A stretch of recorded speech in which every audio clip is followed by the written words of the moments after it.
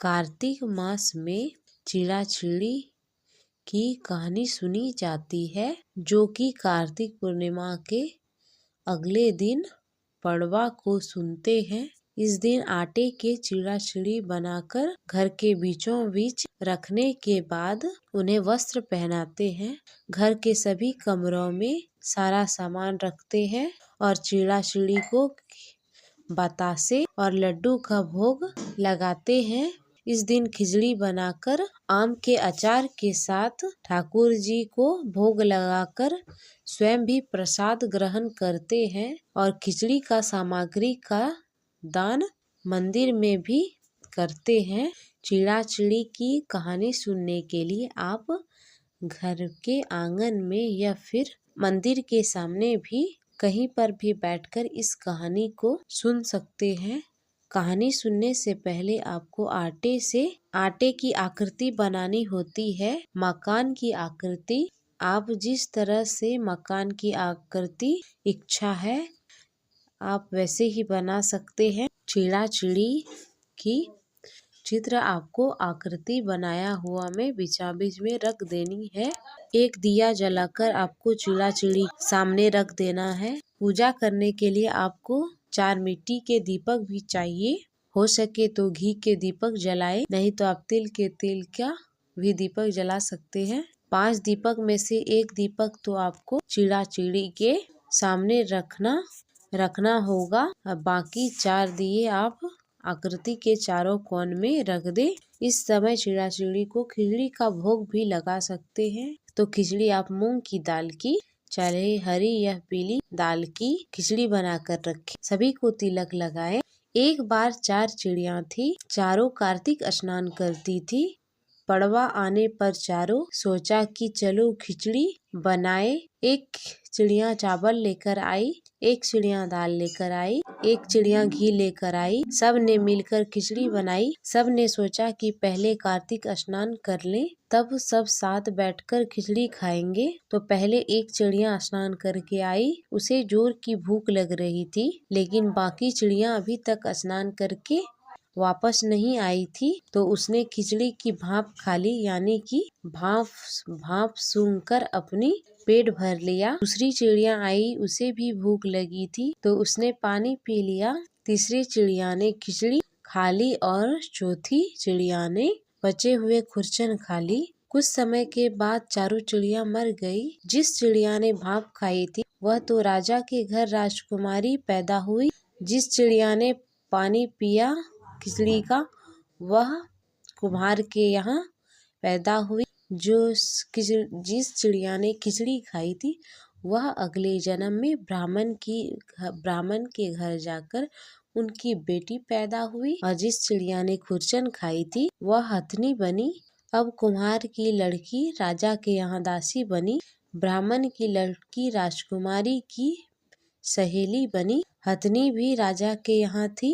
राजकुमारी को पिछले जन्म की सारी कहानी याद थी। राजकुमारी का विवाह हुआ। जब वह विदा हो रही थी, पिताजी अपने पिता से बोली, पिताजी मैं अपने साथ अपनी सहेली और दासी को भी लेकर जाऊंगी। राजा ने कहा ठीक है ले जाओ।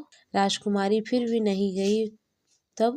तब राजा ने पूछा अब क्या चाहिए? तो वह बोली पिताजी मुझे हथनी भी चाहिए। तो राजा ने अपने नौकर को हथनी लाने के लिए भेज दिया, क्योंकि वह हथनी किसी के बस में नहीं आती, किसी के कहे अनुसार नहीं चलती थी। जब वह हथनी नहीं उठी तब राजकुमारी खुद चलकर उसके पास गई और कान में उसके पिछले जन्म की सारी बात कही, जिसे सुनते ही वह हथनी उठ गई और खड़ी होकर चलने लगी। यह देखकर राजा बड़ा हैरान हुआ और सोचने लगा कि यह तो मेरी बेटी नहीं है, क्योंकि यह तो जानवरों से बात करती है।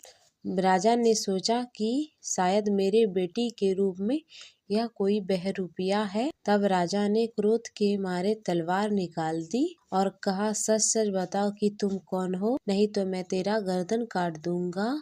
तब राजकुमारी ने अपने पिता से पूर्व जन्म की सारी बातें बता दी। यह सुनकर सबको बड़ा हैरानी हुई। तब वह राजकुमार वह राजकुमार जिससे राजकुमारी का विवाह हुआ था वह देख रहा था। तब वह राजकुमारी से कहने लगा, जब कार्तिक स्नान का इतनी महिमा है तो हम दोनों भी मिलकर जोड़े से कार्तिक स्नान करेंगे और खूब दान पुण्य करेंगे। चीड़ा चिड़ी का कहानी सुनने के बाद, गणेश भगवान की कहानी सुनने के बाद ही पूर्ण फल मिलता है।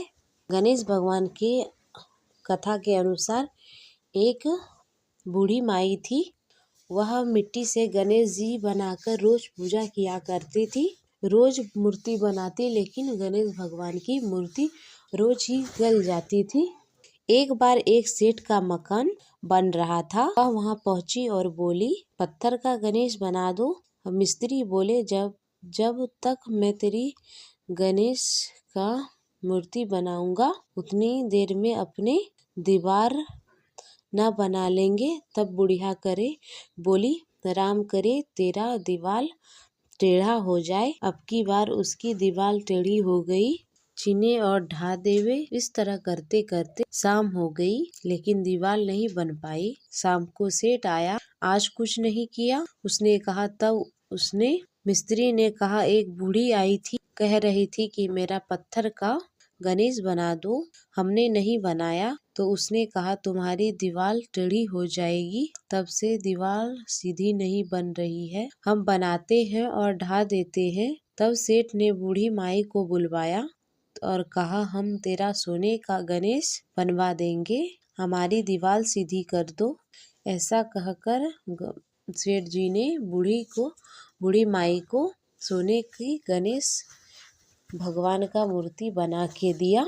ऐसा करते ही सेठ जी का दीवार सीधी हो गई। जैसे सेठ की दीवार सीधी हो गई, हे गणपति वैसे ही सब की करना। इस कथा को सुनते, कहते और हुकारा भरते सभी के कार्य सिद्ध करना। बोलिए गणपति भगवान की जय।